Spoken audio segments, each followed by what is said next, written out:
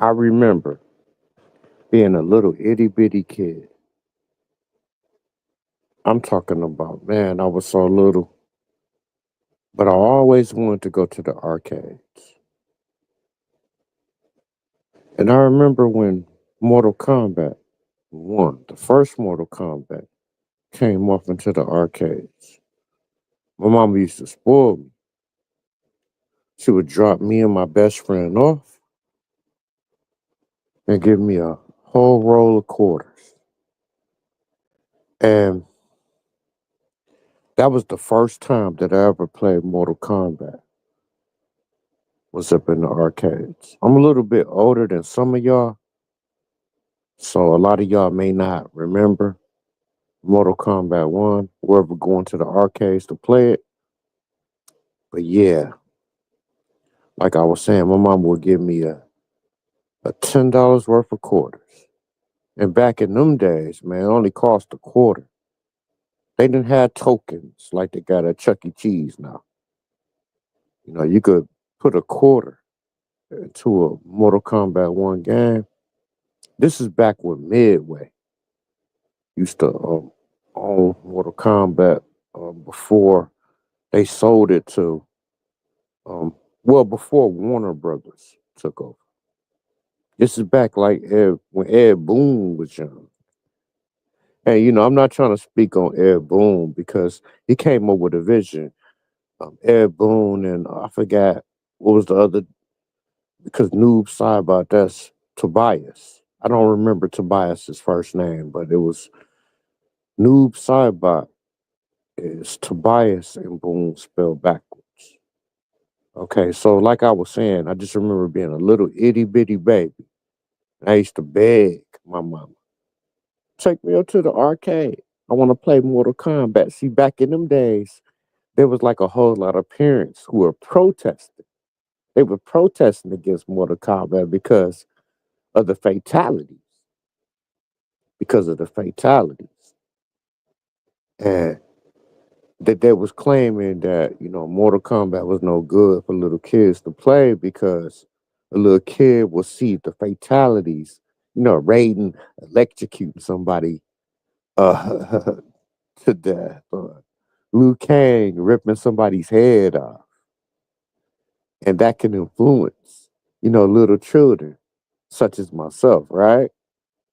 So there was a big protest because Mortal Kombat was the most realistic looking video game. I remember coming up in there and seeing guys, man, like grown teenagers.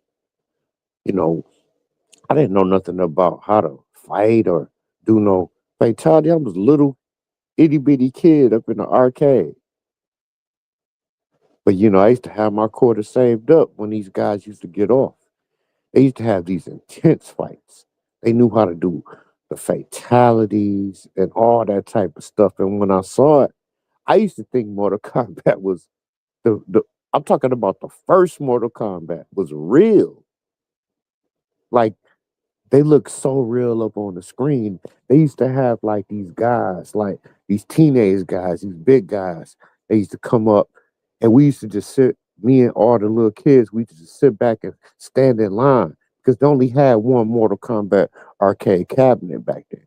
We used to just sit back and watch them fight, watch them fight against each other. And then I remember I saw a Raiden electrocute somebody to death and Scorpion do the toasty and burn somebody until he's nothing but ashes. Wow, that did something to me as a little child. That affected me deeply as a little child. So, we used to all us little kids used to wait in line with our quarters ready. And when I would finally make it up to the front of the line, I put in my quarter and I would face whoever was, you know, um, on the sticks. And yeah, I used to get completely destroyed. I used to get completely destroyed. I didn't know nothing about doing any combos or any fatalities. I just wanted to play Mortal Kombat. This is why I give a shout out to Ed Boon for creating this game. Straight up, I just wanted to play Mortal Kombat. A lot of youngsters and stuff, young people, they're not gonna be able to understand this because they didn't come from that era. They don't know nothing about MK1 being up in the arcade. So I have a deep, deep connection. This is a part of my childhood. I have a deep connection with the original Mortal Kombat video game. You know, a lot of y'all weren't even born when the first Sega Genesis came out, to where Mortal Kombat was released on console. And you didn't even have to, get quarters and stand in line at the arcade. You could just play Mortal Kombat up in your basement. So me and my friends and stuff like that, we used to fight. Like I remember when Cyrax and Smoke and Sector first came out. Like seriously, this is why this game means so much to me. Yeah, I used to always get whooped at the arcade, but I used to beat my friends. That's because I was able to get more practice than they were. Because they couldn't afford a Sega Genesis, but I could. My mama could afford a Sega Genesis. So I got one. And I got Mortal Kombat. And I used to study it. I used to sit up and, at least try to, you know, come up with strategies to defeat them.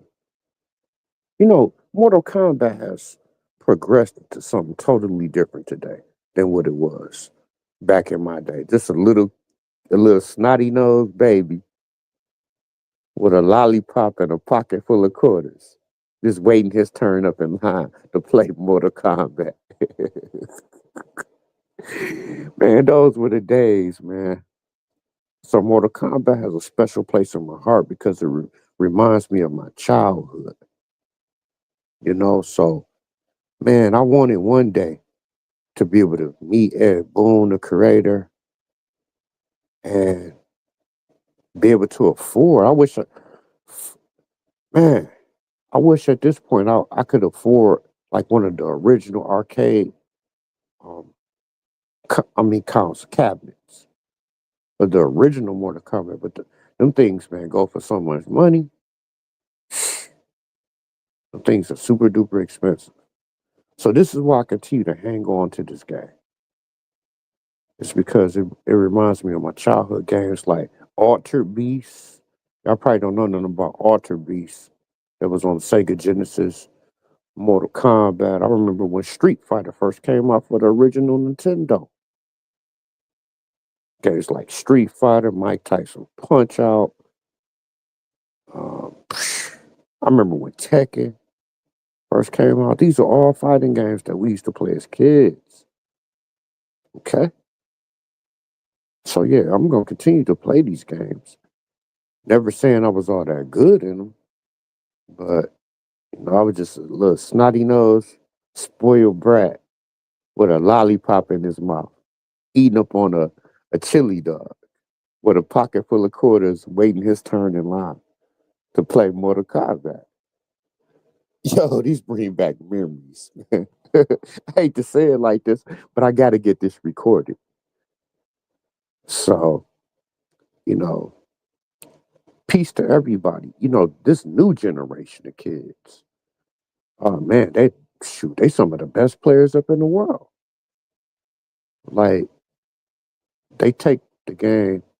No, it's not that they take it serious, like so serious. They just so talented. Like if you look at Ninja Killer for an example, shout out to Ninja Killer.